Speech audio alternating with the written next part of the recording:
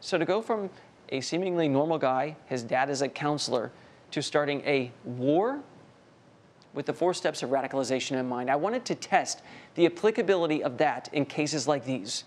I spoke with Luke O'Brien, who wrote the article about Andrew England for The Atlantic. It's called The Making of an American Nazi. Here's what he had to say. Luke, you have been reporting on this man, England, who's become a bigger and bigger figure on the white nationalist sites and running that agenda. I wonder, over the years of looking at his life, what did his early life look like? From interviews that I conducted with his friends growing up, he was essentially a hippie type kid. He was liberal in his politics. He was a vegan. He would wear clothing that had patches, anti-racist patches on the clothing. He took issue with neo-Nazi groups and the KKK and hate groups as a young man. So he has transformed completely. And we should say, for this article, he didn't speak with you, his family didn't speak with you. At what point in his life would you say was the turning point for radicalization?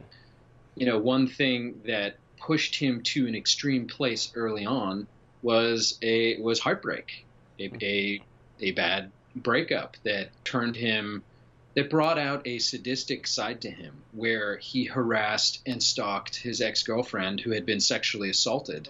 But then there are also things like his dabbling in the internet truther movement.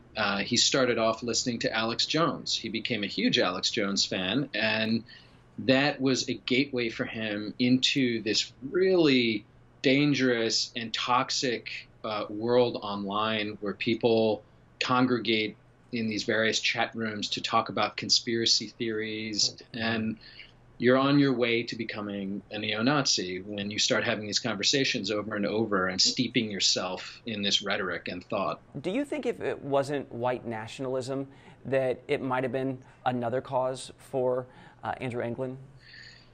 Yes, I think that Andrew Anglin and many of these alt-right guys were casting about for some meaning, some purpose in their life, because for whatever reason they felt, frankly, like losers. They felt like they couldn't get girls, they couldn't get jobs, they couldn't. You see a similar thing with ISIS, but here comes the far right extremist with an ideology that's going to make you feel like you're part of a team, a mission. You've got your guys around you now, and it is very much like forming a gang online.